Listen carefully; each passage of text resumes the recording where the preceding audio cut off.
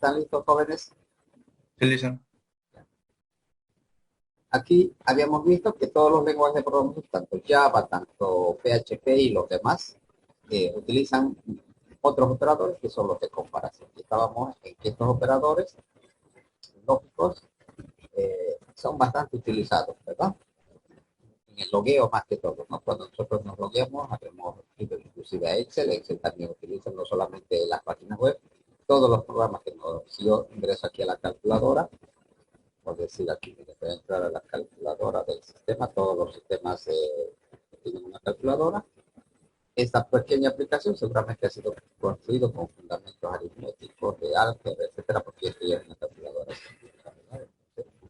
Todos esos fundamentos que nosotros hemos ido aprendiendo en el transcurso de nuestra vida en colegio, en universidad, etcétera, nos sirve para aplicarlo, porque en base a eso está desarrollado casi la mayoría de los.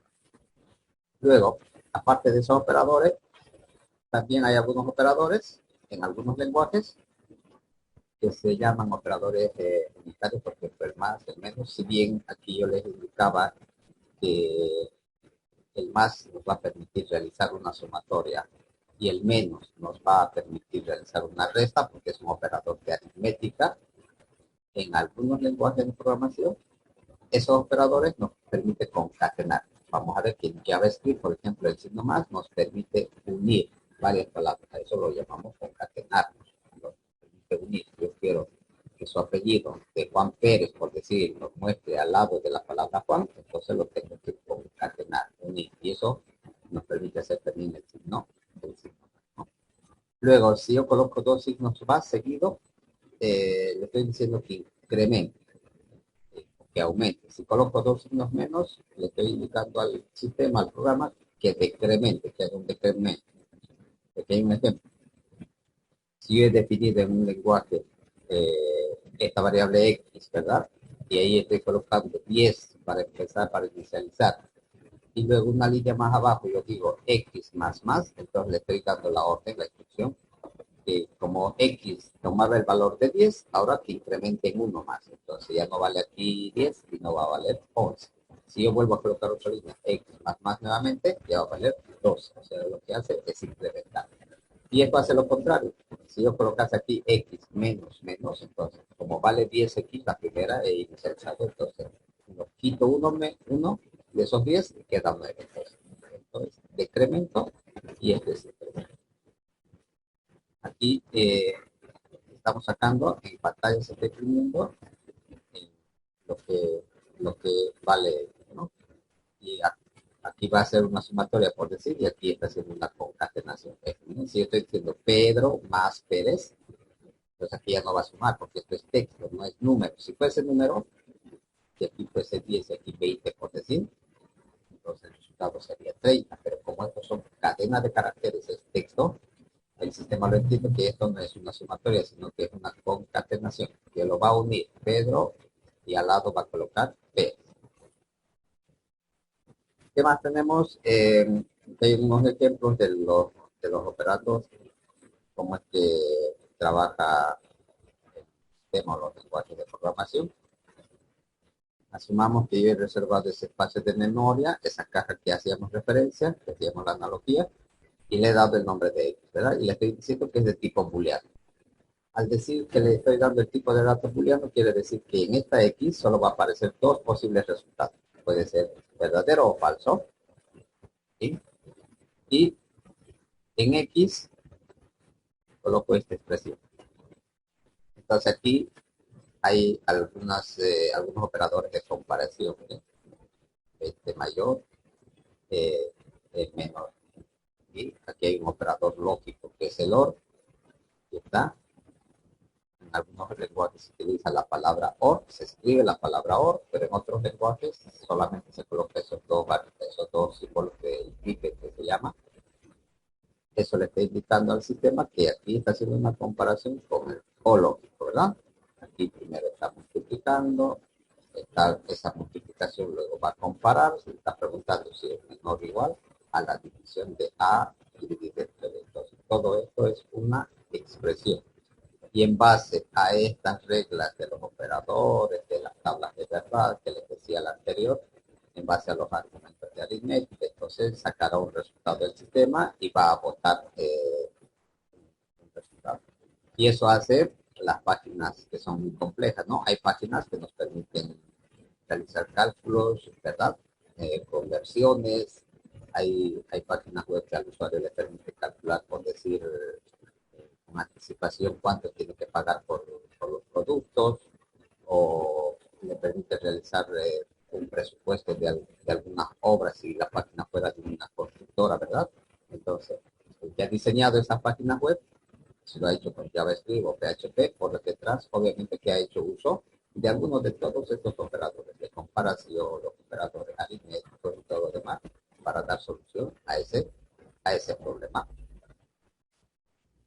Y nosotros vamos a, si bien puede ser alguna vez, dependiendo, esto va a depender, ¿no? Si hay alguna empresa que nos pida simplemente mostrar contenido, habíamos dicho que es imágenes y texto, entonces no va a ser necesario aplicar JavaScript, o sea, solamente con páginas estáticas será suficiente porque solamente quieren mostrar contenido.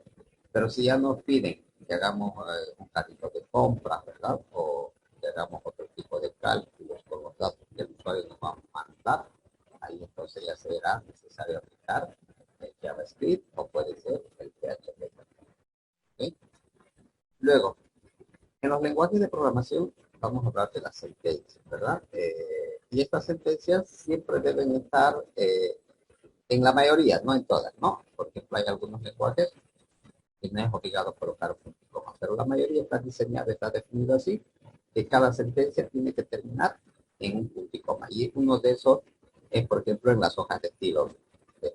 Dije que cada línea dentro de una regla siempre debemos colocar punto y coma, ¿verdad?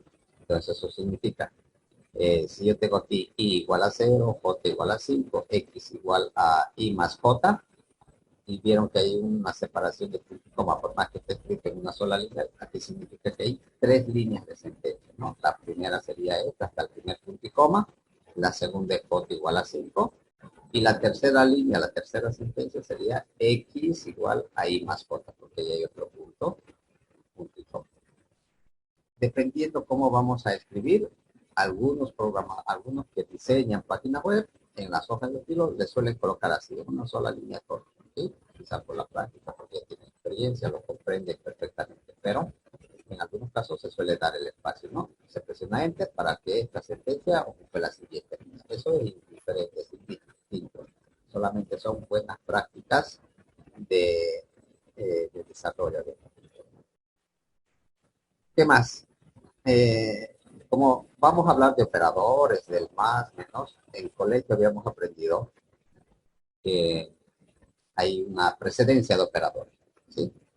Que si nosotros en una expresión tenemos llaves, por decir, nos enseñaron a que debemos de resolver primero las dentro de paréntesis, luego dentro de los corchetes, luego las llaves, ¿verdad? Después de ello, si tenemos operadores de multiplicación, división, es lo siguiente que se debe de hacer, ¿verdad? Aquí por multiplicación, y eso nos está mostrando esta tabla. Después, si hubiese operadores de suma, es lo siguiente que se va a resolver. Y el ordenador, todos los lenguajes, también trabajan de la misma manera. Entrábamos a Excel. Si yo en Excel le doy una operación a multiplicar, a sumar, entonces lo único que va a hacer es hacer cumplir esa precedencia de operadores. Puede sumar y restar, evalúa los de mayor, menor, los de comparación, y al final casi está el operador por lógico. Aquí veamos con un ejemplo. Entonces, mire, si yo tengo una variable que he definido, que le estoy llamando x igual a 3, y en x estoy almacenando otra variable que y al final en x le vuelvo a almacenar, vuelvo a asignar, porque eso habíamos dicho que era el igual a asignación, y más 1. En esta expresión, lo primero que tuviera que resolver es lo que está dentro de paréntesis, ¿sí? De acuerdo a la precedencia del operador. No puedo realizar primero la división. A no ser que no exista. Si no existiese estos paréntesis de aquí, entonces lo primero que se tuviera que hacer es dividir. 1 dividido entre 2. ¿No? Entonces, de acuerdo a ello, va a botar un resultado. resultado o va a almacenar un resultado en esta variable. Cuidado. Aquí tenemos otro ejemplo. Si yo tengo, por decir, estas expresiones acá, a A le he asignado 12, B toma el valor de A, me dice, más 5, a eso C toma el valor de B, menos 2. Entonces quiero saber cuánto vale B. ¿Cuánto sería el valor de B? A ver, ¿quién me ayuda?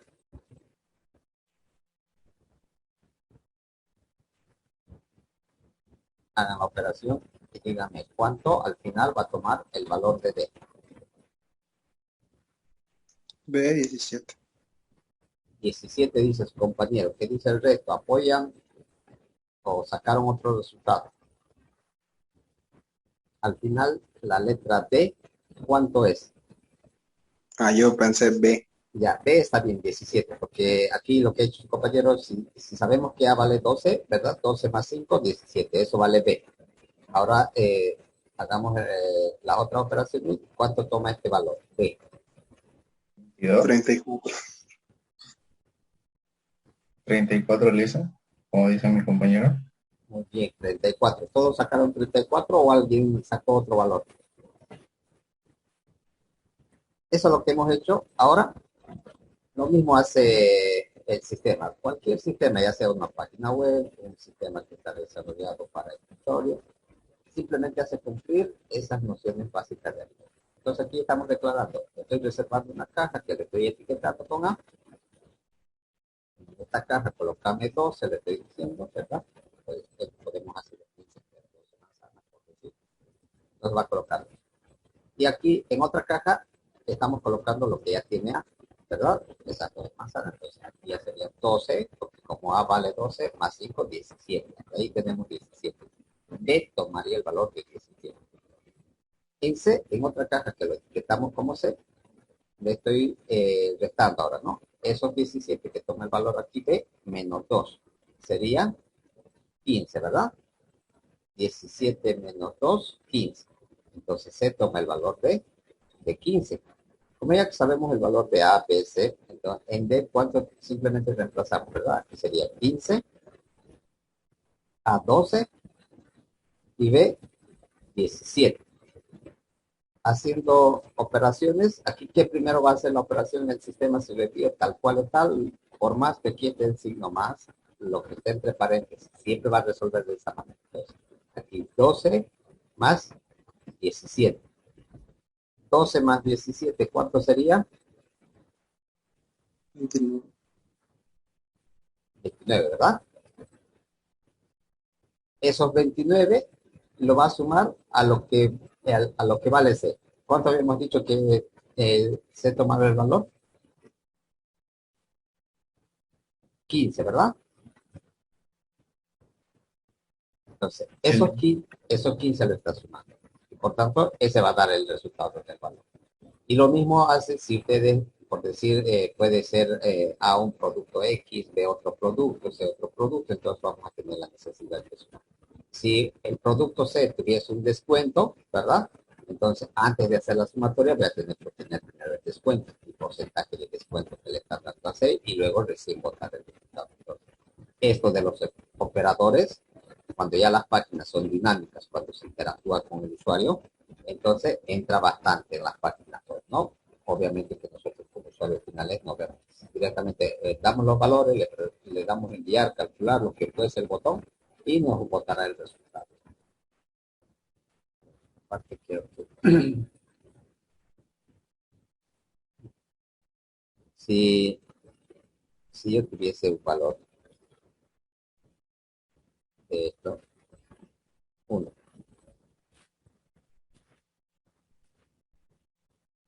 más 2 multiplicado por 4, díganme cuánto es el resultado.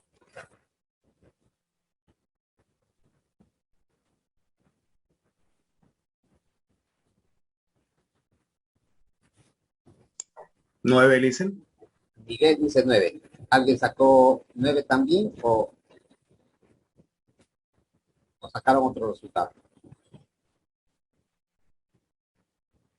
No tengan pena, ¿no? Si sacaron otro resultado. Siempre uno a veces puede tender a equivocarse también. Listen, No somos pero el perfectos. asterisco es multiplicación, ¿no ves? Exactamente. Aquí vamos a utilizar en estos Sería 3 ordenadores. por 4, ¿no? Ya, si fuese 3 por 4, entonces el resultado, ¿cuál sería? Aquí sería 4. 4 es 3 por 4. Ay, 12. Ya, eso, ¿no? Entonces, estamos en una disyuntiva aquí. O es 9 o es 4, ¿sí? Perdón, o es 9 o es 12. Entonces, aquí lo primero que debemos de hacer cumplir es la multiplicación. Entonces, hay una precedencia de operadores y eso lo hemos ido viendo en colegio. Entonces, me dijeron a mí que si yo tengo paréntesis en una operación, resuelva primero lo que tengo entre paréntesis. Luego, si tuviese algún operador que en esa expresión, que es la multiplicación o la división, la barrita utilizamos, ¿no? En nuestro ordenador, que es la división para nosotros. Entonces, resolvemos o la multiplicación o la división, en ese orden. Luego recién viene la suma. Si tuviese que realizar una sumatoria, o la suma o la resta, ¿sí? En ese orden. Entonces, sabiendo esto, por más que yo escriba así, ya sea en Excel, en la calculadora, etcétera, me tuviese que botar un resultado. Primero, el sistema, ¿qué es lo que va a hacer? Aplicar eso que nos enseñaron. Primero va a resolver esto, porque hay un operador de multiplicación, ¿verdad? Por tanto, 4 por 2 sería la primera operación que va a realizar. A ese resultado, 4 por 2, 8, ¿verdad? Luego vemos que hay un operador de sumatorio. A esos 8 lo va a sumar 1. El resultado correcto sería 9. Siempre va a votar 9. Si ustedes hacen uso de su calculadora, entramos a Excel, le damos esta expresión, tuviese que votarnos siempre 9 como resultado. ¿Por qué? Porque esos programas, tanto la calculadora del ordenador, el Excel y las páginas web, si están codificadas correctamente, lo único que están haciendo es hacer cumplir estas reglas, esas normas que hay. Si aquí yo aumento un paréntesis, Listen. ¿okay? Si hago esto, ahora dígame, ¿el resultado será el mismo? Adelante, Jessica, dime, ¿cuál es tu duda? No, nada, sí, es que entonces si en vez de la multiplicación hay una división, primero lo divide y de ahí recién lo suma. A Correcto. no ser que como está ahorita, que ahorita ya lo va a sumar separado y recién lo puede multiplicar por el 4, ¿no? Correcto, correcto. Entonces, es así como funciona. Es así como funciona. Ahora, como yo puse paréntesis, ¿verdad? Ahora, ¿cuál será el resultado? Ahora sí es 12, ¿verdad? Sí. Ahora sí es 12, ¿por qué? Porque le estoy obligando, si yo esto meto al Excel o meto a la calculadora, le estoy obligando al colocar estos paréntesis, le estoy obligando a que primero realice esta operación, o sea, que haga la suma primero. Por más que sea aquí un operador de multiplicación, porque aquí de acuerdo a esta regla, si existen paréntesis o pueden existir corchetes, llaves, primero tenemos que resolver esto. Entonces aquí va a sumar. Primero, 1 más 2, 3. Ese resultado recién lo va a multiplicar por 4 y me va a botar 2, ¿no? Me va a botar 2.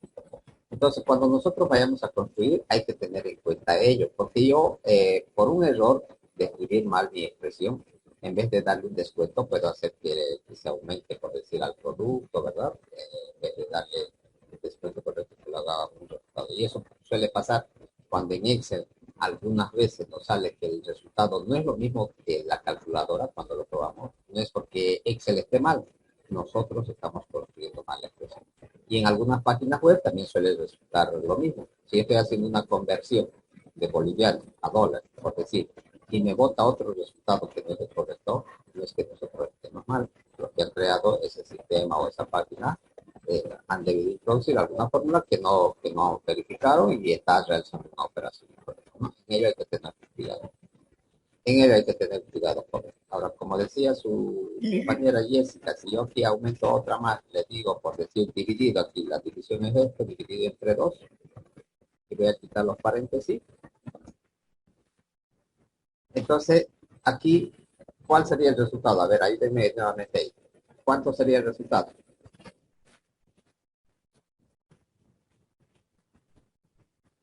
¿Entienden? 5. 5 dice su compañero. ¿Qué dice el resto? ¿Está de acuerdo con su compañero o sacó otro resultado? 5, dicen. Muy bien, Jessica. Gracias. ¿Alguien más ahí? Tienen el mismo, ¿verdad? ¿Todos tienen el mismo resultado? Sí. Entonces, hagamos el análisis. Lo mismo, yo les decía, como aquí no hay paréntesis, ¿verdad? Entonces, ¿qué es lo primero que va a hacer? Generalmente, como estos dos están en el mismo nivel, entonces las operaciones cuando están en el mismo nivel siempre se realizan de izquierda a derecha. La calculadora, Excel, la página web donde una fórmula siempre va a ser primero esto. Como este es el mismo nivel que esto, multiplica 2 por 4, 8. Esos 8 lo divide entre 2, que sería 4, y al final recién la sumatoria lo va a sumar a 1. ¿Vieron? Va a dar 5. Pero si yo primero realizara esto, 4 dividido entre 2 me va a dar a 2. ¿Vieron? 2 por 2, 4, más 1, 5. Igual vamos a llegar al mismo resultado. Pero cuando están en el mismo nivel, entonces generalmente se hacen las operaciones de izquierda a derecha. Izquierda a derecha. ¿Ok? Y aquí ahora veamos otro ejemplo. Miren, entonces si yo tuviera esta otra expresión, ¿qué es lo primero que va a resolver? Esto que tiene el asterisco, la multiplicación y la división de izquierda a derecha. ¿Sí? Sería 4 por 6, 24, entre 2, 12. Ese resultado va a votar. No va a ser todavía la resta porque aquí hay otro operador de división. Va a dividir 15 entre 2, 7.5. Y al final recién va a realizar esa operación de resultado. Restará 12 menos 7.5 y va a botar el resultado. En esta otra expresión hay paréntesis. Entonces, por más que dentro del paréntesis esté el signo menos, si bien aquí era lo último que hemos hecho, pero aquí al colocar dentro de paréntesis, lo estoy obligando a que realice primero esta operación. Entonces, primero hará la resta 4 menos 2, 2, y luego recién va a hacer esta otra. Y en esta, de izquierda a derecha, habíamos dicho, ¿no? Entonces, 5 por 15, 45, dividido, perdón, aquí no sería 45, 35, ¿no? Dividido entre 5 por 15, dividido entre 12, 37.5. Y como hay otra división, ese resultado lo va a dividir entre 2 y va a botar. Eso es como lo mismo. Ahora aquí ya hay otro juego de otros operadores. Ya no solamente hay aritméticas, porque estos son aritméticas, ¿verdad? Multiplicar, dividir, sumar, restar, son los operadores aritméticos. Aquí ya tenemos otros operadores. Por ejemplo, aquí el de comparación que es menor, aquí mayor. Luego tenemos aquí otra vez menor. Aquí está el operador AND y el operador OR. Esto es de acá que les mostraba. En algunos lenguajes vamos a utilizar estos símbolos. Eso significa AND y esto significa OR. Y les vuelvo a recalcar, cuando utilizamos operadores de relación, esto mayor, menor, igual, vamos a comparar, eso lo vamos a utilizar bastante, esto también. Siempre el resultado final que tenemos que esperar es dos posibles resultados. O va a ser falso o va a ser verdadero. Por eso se llama, el dato generalmente es de tipo booleano, porque no hay otro posible resultado. O es falso o es verdadero. Entonces, eso aquí ya me indica que el resultado de toda esta expresión va a ser o falso o va a ser verdadero. Y vayamos a resolver. Aquí, ¿qué primero tuviera que hacer? Todo lo que está en la multiplicación en este caso. ¿Vieron? 4 por 3, 2. Esto ya sería 2. Luego, dentro de este paréntesis, tendría que restar 5 menos 2, que me va a dar el valor de 3. Luego, hacemos esta otra operación, que sería 3 más 2, 5. Después de eso, de acuerdo al orden, porque estoy yendo en este orden que me ha mostrado. Si hubiera multiplicación, me dice que debo de hacer primero la multiplicación, el módulo, luego la resta, y los de relacionales, aquí miren, está después el mayor menor, la igualdad, y al final va a estar los operadores lógicos. Entonces, en ese orden también lo estoy resolviendo. En ese orden de precedencia de operadores. Como ya he resuelto los operadores de multiplicación, de resta y de sumatoria, ahora no voy a trabajar todavía con el o lógico y EPI. Eso lo voy a hacer al final. ¿Qué debo de hacer? Comparar.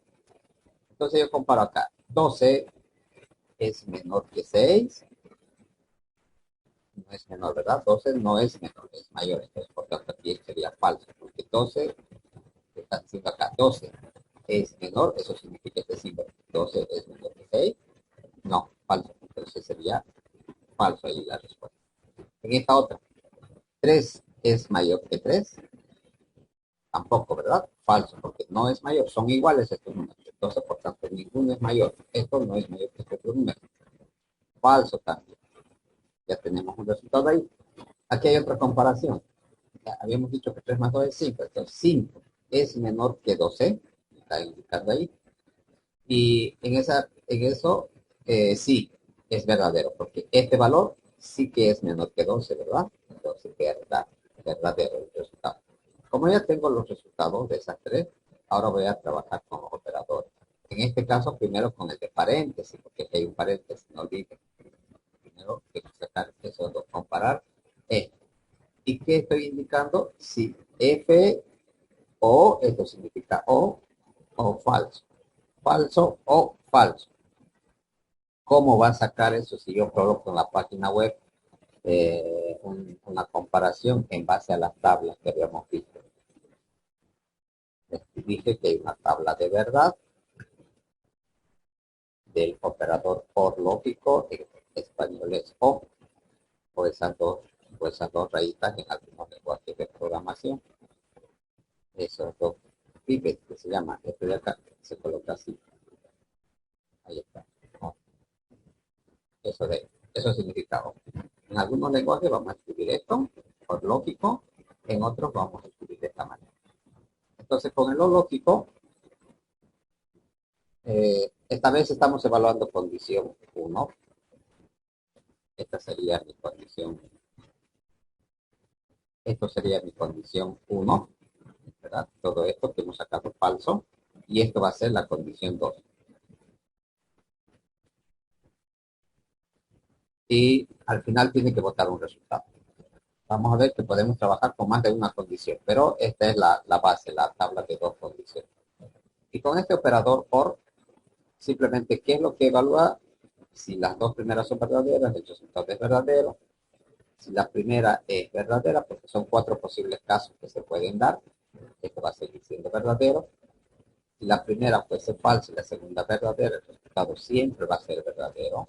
Solo cuando ambas sean falsas, el resultado va a ser falso. Eso me dice la tabla de verdad del OR de esto. Por tanto, ¿en qué caso estamos? Donde las dos son falsas, ¿verdad? En el último estamos. Por tanto, el resultado final, ¿qué va a ser? Falso. Por eso está claro, porque es falso. Si aquí me hubiese salido verdadero, la primera, entonces tuviésemos en este caso, donde la primera es verdadera y la segunda es falsa, el resultado final sería verdadero. Si fuese al revés, si esto hubiese sido falso y esto verdadero, por decir, entonces tuviésemos en este otro caso, donde la primera era falsa y el segundo era verdadero, el resultado final verdadero. Y si ambas son verdaderas, el resultado siempre va a ser verdad. Para resolver esto entonces, el programa, el ordenador, solo ocupa estas tablitas de verdad. Al darle OR o al darle esto, va a agarrar esa tabla y en base a eso va a botar un resultado. Tenemos que resolver toda la expresión, nos falta este otro lado, ¿verdad? Que quiera verdadero. Como ha votado falso, entre el paréntesis, lo que está dentro de paréntesis, al final resultó que esto era falso. Entonces ahora tengo que unir este falso con este otro verdadero de este otro lado de la parte derecha, pero unido con el operador y. Estos dos símbolos que está acá significa este operador, el y lógico. Esto de acá, el AND, si fuese en inglés, ¿verdad? Y siempre trabajan con dos operandos. En este caso, el operando 1 es el que está en el lado izquierdo y el operando 2 va a ser el que está en el lado derecho. Entonces tengo que comparar falso y verdadero. Ese falso y verdadero, entonces, implica otra tabla. También es una tabla de verdad, así se conoce, que es el analógico. Excelente, está escrito de esta manera, sería el y en algunos símbolos, en algunos lenguajes, vamos a utilizar, en vez de escribir A, escribimos estos dos símbolos que también significan lo mismo, porque así está diseñado. Y para esto también necesitamos evaluar. Mínimamente se trabaja con dos, para este ejemplo, pero algunas veces los sistemas pueden comparar tres elementos, ¿verdad? Entonces será tres condiciones. Si son tres condiciones, esto crece porque ya son muchos más posibles casos. En la primera va a ser falso, verdadero, verdadero. En la siguiente puede ser verdadero, las otras dos falsas. En la siguiente puede ser las dos falsas, el otro verdadero. Pero eso si son más de tres condiciones. Como son dos condiciones, solamente son cuatro posibles casos que se pueden dar. El primer caso es cuando las dos pueden que sean o se puede considerar que estas sean verdaderas. Con el operador y, si las dos son verdaderas, el resultado siempre va a ser verdadero al final. La primera puede ser falsa y la segunda es verdadera. Con el operador y, este es falso. La primera puede ser verdadera y la segunda puede ser falsa. Va a seguir siendo falso. Y si ambas son falsas, también es falso. Si podemos analizar, es lo contrario que el OR. ¿Vieron? Entonces, para que yo me aprenda esta tabla, lo único que considerar es que con el OR siempre es verdadero en todos los casos. ¿Cuándo es falso? Cuando las dos son falsas. Cuando las dos son falsas, el resultado siempre es falso. En cualquiera de los demás casos, el resultado es verdadero. Con Eli, ¿qué tengo que aprender? Que ambas tienen que ser verdaderas para que el resultado sea verdadero. Ambas tienen que ser verdaderas. En cualquiera de los demás casos, siempre va a ser falso cuando sea el operador. Sabiendo ello, entonces aquí estamos con que la primera, esto va a ser nuestra primera condición y esta sería nuestra segunda condición.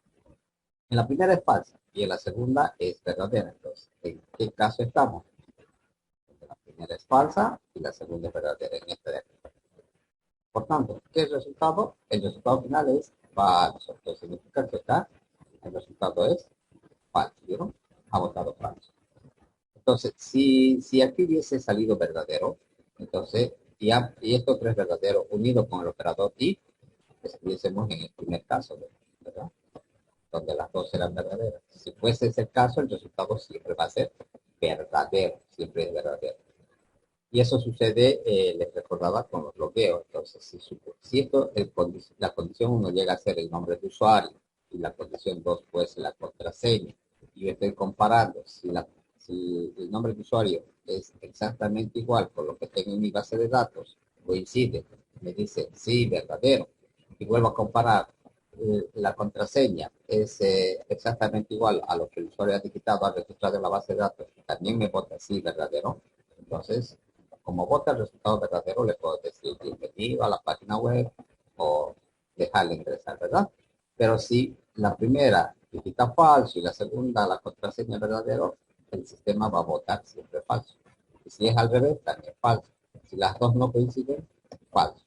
Ahí es donde se aplica más, pero esto tiene mucha aplicación dependiendo la página web, obviamente, ¿no? Dependiendo del sistema que vayamos a crear en el sitio web. Algunas veces sí será necesario utilizarlo, otras veces no. Por ejemplo, en algunos casos les decía que hay conversores, hay páginas web que nos ayudan a convertir de bolivianos a pesos chilenos, a dólares, etcétera. Entonces, por detrás están evaluando unas expresiones, ¿no?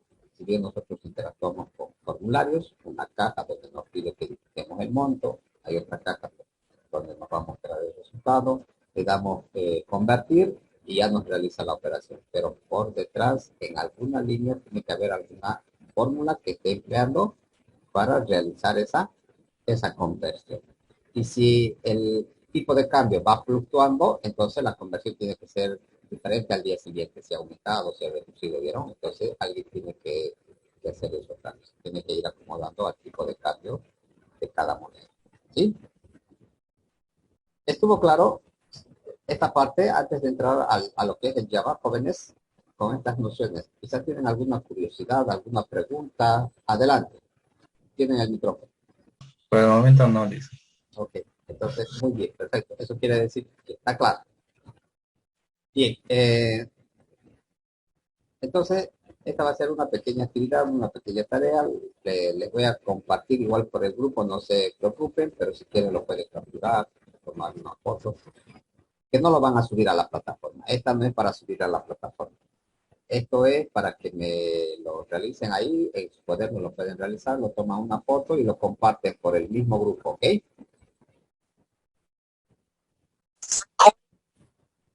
Me lo tienen que presentar hoy sí. Si no están en casa, están desde otro lugar, hasta las 8 de la noche, ¿les parece? Pueden enviarlo. La idea es que sabiendo esto, miren, les dice, aquí nos está dando unos valores para cada variable. A toma el valor de 4, B toma el valor de 5, C toma el valor de 1. Teniendo esos datos, que ustedes resuelvan cuánto, cuánto es el resultado de cada expresión. Aquí tenemos 5 expresiones, entonces quiero saber qué es lo que va a votar. ¿Cuál sería el resultado de esas 5 expresiones? Ustedes tienen que evaluar esas expresiones en base a esos datos que tienen en la parte superior. ¿De acuerdo? Está bien, dice. Ya, Sí, perfecto. dice, Ya, hasta las 8 de la noche estamos quedando. Esto lo voy a compartir por el grupo igual, no se preocupen. Entonces, eso va a ser por hoy. Y vayamos a trabajar ya con ella. Este era solamente de manera genérica y no fundamento. Entrega su editor. Por ahora vamos a utilizar otra vez el edit. O pueden utilizar el que ustedes están utilizando, el que ustedes tengan instalado en su ordenador. No necesariamente edit. Dije que no es bueno a veces encerrarse con esto yo lo utilizo con motivo de proceso de enseñanza-aprendizaje porque es un editor que no nos ayuda mucho. Eso nos sirve cuando estamos empezando a aprender, ¿no? Cuando ya tenemos dominado, entonces buscamos una herramienta que nos facilite la tarea, que nos haga mucho más fácil. Y aquí vamos a cargar nuestros dos archivos que teníamos. Vayan a la carpeta donde estábamos trabajando con lo que hemos maquetado en el index. En realidad solamente vamos a trabajar ahora en el index porque no vamos a aplicar nada en la hoja de estilo. Entonces carguen ese archivo, el index.html. Antes de ver a profundidad lo que es el JavaScript, vamos a hacer un ejemplo cómo podemos incluir el Java en un archivo. Todo lo que es el JavaScript está considerado que también se ejecuta en la parte del usuario, ¿verdad? Porque hay lenguajes que se ejecutan en el lado del servidor, habíamos dicho, como el PHP. El PHP se ejecuta siempre en el servidor, no en el lado del cliente. Y esto, como el HTML y la hoja de estilo, se ejecuta en el lado del cliente. Por tanto, el JavaScript también suele incluirse en un documento HTML. Y hay varias maneras. Por ejemplo, en las hojas de estilo, nosotros habíamos incluido, esta es una de las maneras, ¿verdad?, de llamar a una hoja de estilo. Pero han debido ver, han debido aprender que no es la única. También yo puedo incluir en el mismo documento, aquí en el kit se suele colocar una etiqueta que se llama style. Y obviamente se le indica, y aquí le puedo decir que esto, se suele colocar esto, ¿no? El tipo para indicarle al navegador que esto que va a interpretar aquí es de tipo texto, barra CSS. Entonces, si yo no tuviese un archivo y quiero incluirlo en el mismo documento, entonces esto obviamos, ¿no? Esto deja de ser. Por ejemplo, sabes que para comentar esto de esta manera, si yo coloco esa línea en comentario de esta forma, esto no lo interpreta el navegador, lo pasa por alto porque esto es como un comentario, estoy comentando, entonces ya no lo va a enlazar. Y esa hoja de estilo, por decir, todos los estilos añadidos, cuando descargamos van a ver que aquí yo puedo colocar, otra vez puedo hacer que afecte al background de esta manera. Esta es otra forma de añadir, se suele añadir de esta forma. Pero también algunas veces no vamos a encontrar de esta por decir y se puede colocar en cada línea. Yo aquí al body o en el kit quiero darle un background sin necesidad de ir a la hoja de estilos. Entonces aquí coloco una propiedad que se llama también style. Aquí es igual, ¿verdad? Y entre comillas, tengo que colocar el estilo que le voy a asignar, ¿no? Ahí colocamos el estilo. Esa es otra manera de añadir. Pero como estamos con las hojas de estilo HTML5 y hojas de estilo Express 3, habíamos escrito que esto es lo correcto. Esto es lo que siempre se debe de hacer porque es mucho más fácil administrar, ¿no? Cuando es una hoja de estilo. No tengo que ir, porque si yo voy incluyendo el estilo en cada HTML, entonces cuando quiera hacer algún cambio, tendría que ir abriendo archivo por archivo y ir modificando su estilo. ¿Sí? Esta es una buena práctica de llamar siempre de un archivo externo, porque es mucho más fácil administrar. Y lo mismo sucede con el JavaScript. El JavaScript yo lo puedo incluir en el mismo documento o llamar a través de un archivo externo. Vamos a hacer ello. Primero vamos a incluir a través de un archivo externo y luego vamos a llamar en el mismo documento y van a ver que es fácil por cualquiera de las dos opciones. Por tanto, voy a crear un nuevo archivo. Voy a crear un nuevo archivo. Como esto ya va a ser JavaScript, entonces, por este primer ejemplo, vamos a hacer el document.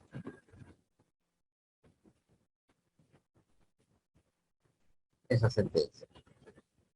Y aquí, entre comillas, cuando hacemos siempre van a ver que cuando consultan un lenguaje de programación, lo primero que suelen hacer es una palabra hola mundo, ¿no? Ese es el primer programa que se hace en cualquier lenguaje. Este es un objeto de JavaScript para cuando nosotros queramos que algo, que una etiqueta, que un mensaje, que algo del HTML aparezca en la página web, entonces siempre vamos a utilizar este objeto de document.write. Es algo que ya está definido, ya está creado. Simplemente le estamos utilizando, le estamos llamando. Yo le digo, escribí en el documento y entre paréntesis y entre comillas, el mensaje que quiero que aparezca. ¿Sí? Para este ejemplo solo quiero que muestre ese mensaje, no quiero hacer más nada por ahora. Por tanto, esto lo voy a guardar. Esto lo vamos a guardar.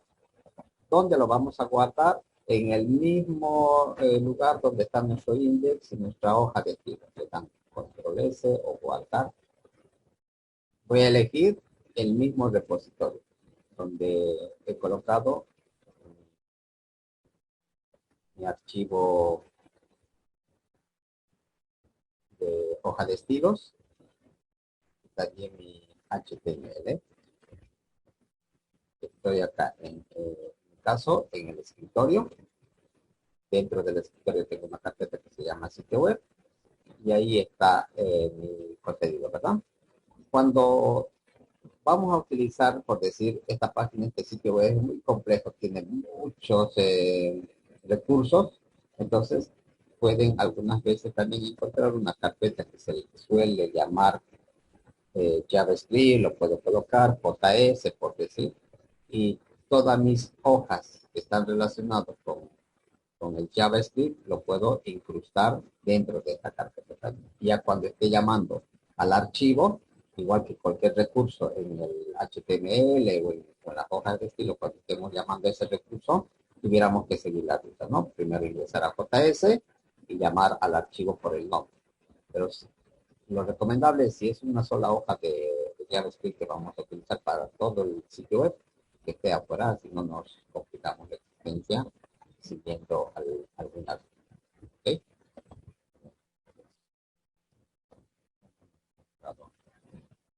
Pues acá yo voy a seguir está en el escritorio de una carpeta. Esta carpeta de creado lleva por nombre sitio web. Aquí está. Entonces, lo importante acá es el nombre. El nombre igual puede ser cualquier nombre de archivo, pero tiene que tener, aquí le vamos a llamar ejemplo a este primer archivo. Ejemplo, le pueden dar cualquier nombre, pero la extensión ahora sí tiene que terminar en JS, las iniciales de JavaScript, ¿no? Puede ser cualquier nombre, pero tiene que terminar con JS. Le damos save, guardar, y ahí está. Como ya tiene un nombre, Aquí miren, ahora me está en el editor de código, me está indicando que esto va a estar codificado con una sintaxis del JavaScript, ¿verdad? Cuando habíamos abierto aquí el HTML, me dice que es HTML y lo codifica, lo colorea de acuerdo a la sintaxis del HTML. En este caso, como lo he colocado JS como extensión, aquí ya por defecto está JavaScript, ¿no? Ya está con JavaScript. Ya lo he guardado, ahora lo único que tengo que hacer es llamar. Vayamos al HTML, ahí es donde vamos a llamar.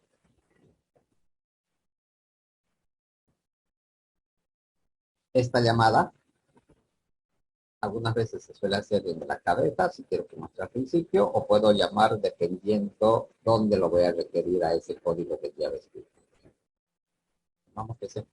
Asumamos que ese mensaje lo vamos a colocar en otro apartado. Y nos crearemos otro outside. No es obligatorio esto, lo puedo llamar dentro de un artículo, dentro del footer, en el lugar que yo requiera, ¿no? Dependiendo la necesidad, obviamente, donde queremos ejecutar. Vamos a crear un artículo más aquí. Artículo. Y ahí vamos a hacer la llamada. Dentro de ese artículo vamos a hacer ya la llamada de ese archivo de Java.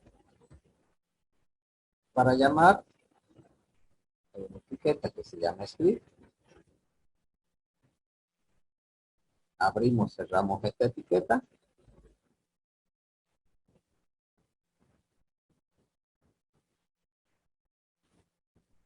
Como yo estoy queriendo llamar, ¿verdad?, a un archivo que ya existe, aquí utilizamos una palabra que es el source. SRC, igual, entre comillas, y el nombre. Yo le di ejemplo, entonces sería ejemplo.js. Si hubiese guardado dentro de esta carpeta, miren, está vacía JS, ¿verdad? La he creado. Si yo hubiese colocado este archivo, esto que dice ejemplo, ¿vieron? Lo ha colocado con un icono que habíamos visto cuando descargamos la página web de TV. ¿Recuerdan? Había varios de estos tipos de archivos. Esos archivos son JS, JavaScript. Si yo busco el footer acá, me está etiquetando el Windows, que es un tipo de archivo de JavaScript file. Me está mostrando que es JavaScript. Si estuviese colocado dentro de la carpeta JS. Por tanto, la ruta correcta para llamar a ese archivo, para llegar a ese archivo sería JS barra ejemplo.js. Pero no hemos hecho eso. Y lo he guardado simplemente fuera. Como ya está cargando, incluso aquí algunas veces se suele colocar, pero con las últimas versiones ya no es obligatorio, pero para no, en caso de que alguien tenga su navegador desactualizado, siempre hay que colocar que el tipo es un archivo de texto que va a cargar, pero que está codificado con JavaScript.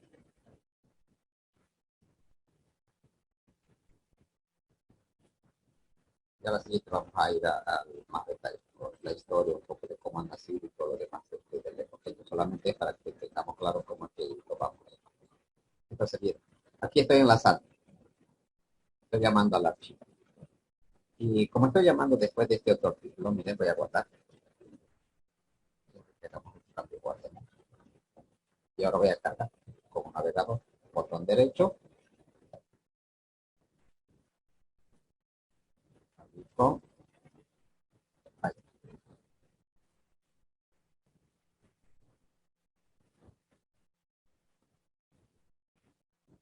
Ahora podemos ver como he puesto debajo del último artículo, ¿vieron? Aquí me está mostrando este. Aquí va el mensaje. Eso es lo único que he escrito en el archivo, ¿vieron? Ahora sí, esto quisiera colocarlo por decir resaltado dentro de esta H1. Voy a ocultar eso acá. Dentro de las comillas, pero obviamente yo no puedo colocar fuera porque no lo va a aceptar. Cualquier etiqueta que yo quiera añadir de HTML tiene que estar dentro de estas comillas. No puedo colocar el H1 fuera porque no me lo va a aceptar. Entonces ahí le estoy diciendo que este mensaje, entonces lo coloqué con resaltado, ¿no? Con un header 1. Guardo. Ahora esto lo voy a actualizar. 25. podemos ver que ya está el mensaje que está mostrando, pero con H, ¿vieron? Está mostrando. Esa es una manera. Por ahora simplemente estoy sacando un mensaje. Ahora, otra forma de añadir, esto lo voy a comentar para no borrarlo. Esta es una manera. Lo voy a dejar el comentario. Para comentar etiquetas en HTML se suele colocar este símbolo, ¿verdad? Esto y los dos guiones, o los dos signos menos, y al final los dos signos menos. Ahora, como este comentario lo va a pasar por alto, no lo va a interpretar el navegador que guardo, por tanto, como ya no estoy enlazando al archivo JS, ya me está llamando, ya no tuviera que mostrar ese mensaje. Ahí está otra vez se perdió porque lo coloca de comentario. Esta es una forma de llamar. Cuando el archivo de Java es externo, no está en el mismo documento, entonces yo puedo volver a llamar más abajo al mismo mensaje, entonces simplemente vuelvo a colocar script, llamo a ejemplo JS y otra vez va a aparecer las veces que sea necesario. ¿Sí? Esa es una manera. La otra forma es que directamente incluyamos dentro del documento HTML. Eso para no borrarlo. Entonces, como estoy colocando acá, estoy iniciando, ¿verdad? El script y aquí estoy terminando. Y aquí vuelvo a colocar esto que habíamos colocado. Le digo que esto, para que entienda el navegador, esto que va a leer a continuación, esta etiqueta es texto plano, eso significa esto que no tiene ningún formato, pero que está codificado en base a una sintaxis de JavaScript. Pero si no colocamos esto, igual lo va a interpretar. Actualmente los navegadores, incluso ya no es obligación colocar ese timeline para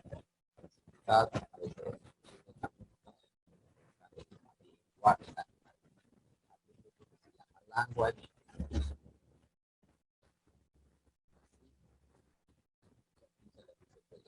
Que va a interpretar Java. Esta hay varias versiones.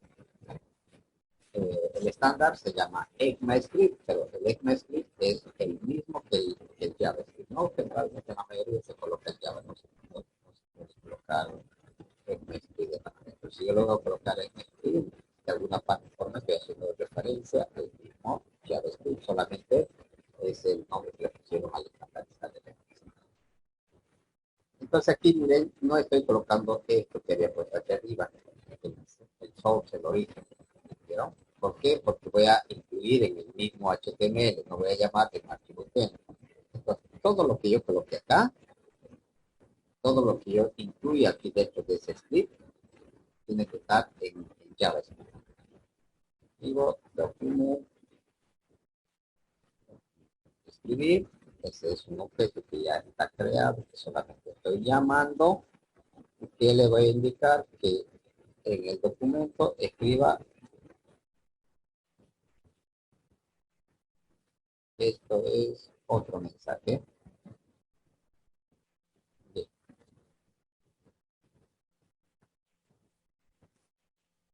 Por ahora solamente eso.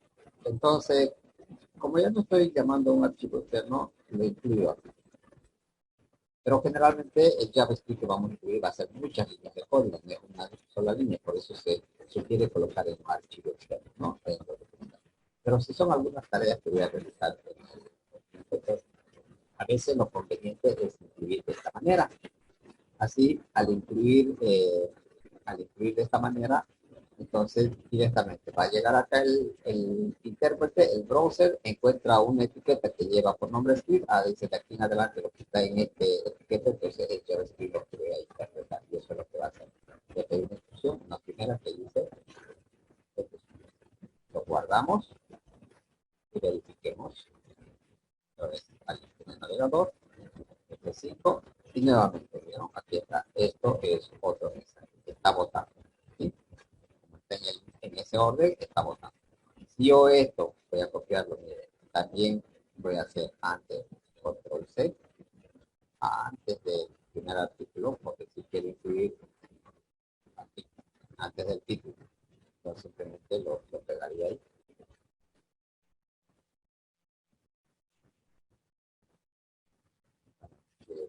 Nos vamos a cambiar. Este es el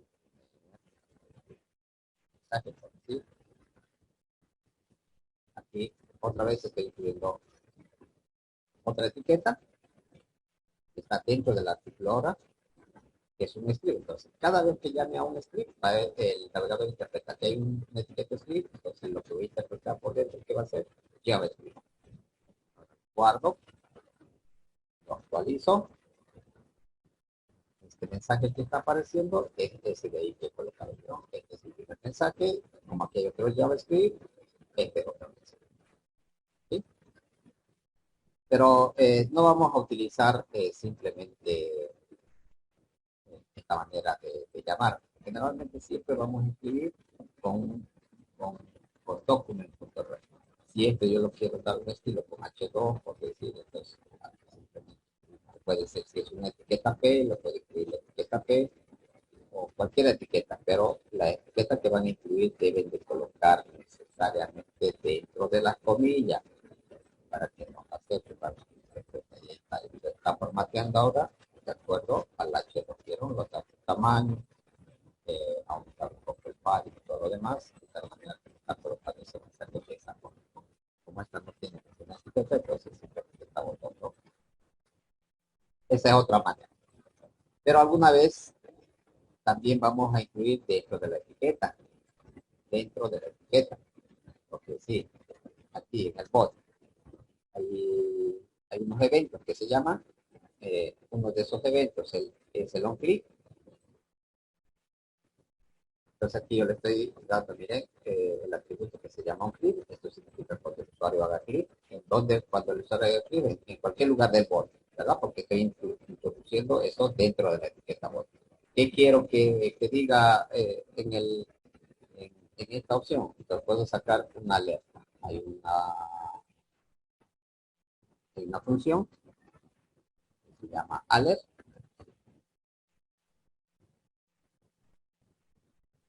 Comillas también. Aquí hay un conflicto de comillas.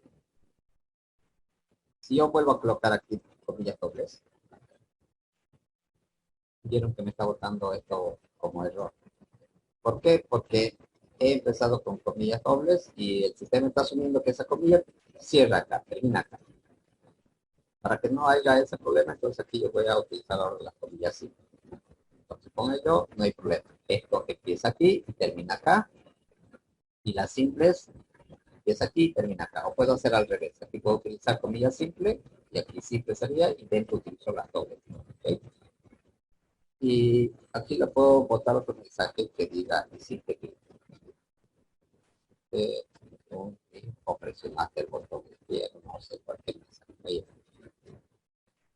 Entonces, esta es otra manera de añadir. Esto es JavaScript.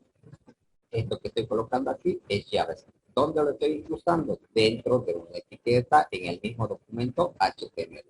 En este caso estoy llamando a un evento que cuando haga clic, eso significa esto, porque hay cuando el puntero esté sobre, también, ¿verdad? O cuando pase el puntero sobre algún elemento, que haga alguna tarea. En este caso lo estoy diciendo, bota una alerta, un mensaje de alerta, donde el mensaje de alerta sea esto, control S, guardamos. Ahora tengo que hacer clic, ¿no? Porque el método es on clic. Hago un clic y ahí está botando. Necesito un clic. Esa es otra manera. Cada vez que yo haga clic, me va a botar porque así lo he codificado. El JavaScript está dentro del body. El body, como representa todo esto, entonces va a botar ahí. Para colocar el mismo mensaje en otro apartado, por decir aquí en el primer séptimo, el primer artículo. Si yo colocase dentro de este artículo que sea un clic, entonces que tuviera que colocar entre comillas dobles. Ahora voy a hacer lo contrario, mire. Voy a utilizar comillas simples afuera y dentro voy a utilizar dobles. Eso es para que no exista. Adelante, dime. Le hice una pregunta, ¿la comilla simple dónde la saca? Es que no le pido. Las comillas dobles generalmente, dependiendo de tu teclado, es la tecla Shift y el número 2. Sí, la simple. La simple, en mi caso, está al lado de la tecla Enter. No sé en el de ustedes, dependiendo cuál sea La disposición puede estar directamente, yo presiono la tecla Shift Ujú. o sin presionar la tecla. O puede estar, en algunos teclados está casi donde el número 0, por ahí está. Clarito es una comillita simple, les muestra ahí. Ya la pillé. Correcto, Ya. muy bien, hay Ok. que, correcto, porque eso va en función al teclado, ¿no? De mí, por ejemplo, mi máquina es versión inglés, entonces la disposición, no tengo la letra N, pero si ustedes tienen la letra N es español. Bien, lo tiene. Entonces aquí estoy utilizando comillas dobles ahora internas. Miren, estoy haciendo lo contrario de este otro mensaje aquí. Externo, había utilizado las dobles porque eso le está indicando que termina y empieza y termina acá. La interna sería esta. Ahora yo estoy haciendo uso al revés. Primero las simples, la externa, y en la interna voy a colocar las comillas dobles. Y aquí lo hiciste, clic, por decir, en el artículo. No me está aceptando esta mía. A ustedes no sé si les acepta, voy a invertir. Y tengo un pequeño error. No coloreado de otra manera. No sé si son por mis comillas, voy a verificar eso. Parece que sí, no, a mí necesariamente las de afuera dobles y las internas las siempre, ¿vieron? Si no, de otra manera no me quiere funcionar. No sé si a usted le estaba botando el mismo error. Guardemos. Como estoy llamando a otro Java, ¿vieron? Entonces, cuando yo haga clic en este artículo,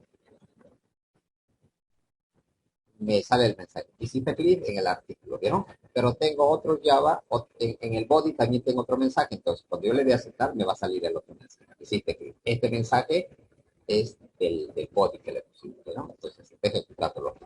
Pero eso va a votar cuando yo haga clic sobre el artículo, porque este Java, entonces con clic, este evento que estoy introduciendo, es dentro de la etiqueta de apertura del artículo, ¿verdad? Del primer artículo.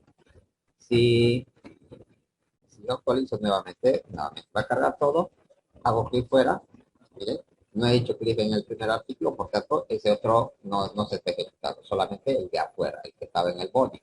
Pero si yo vuelvo a hacer clic aquí en el artículo, entonces se vuelve a ejecutar ese Java porque el evento es cuando yo haga un clic, hiciste clic en el artículo. Por tanto, me va a volver a salir el otro evento que estaba en el body. Esas son las tres maneras de incluir JavaScript en el documento HTML.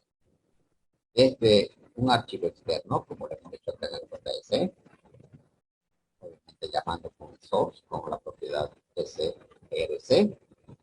La otra manera es directamente incluyendo una etiqueta de script, así como lo hemos colocado aquí, dependiendo la necesidad.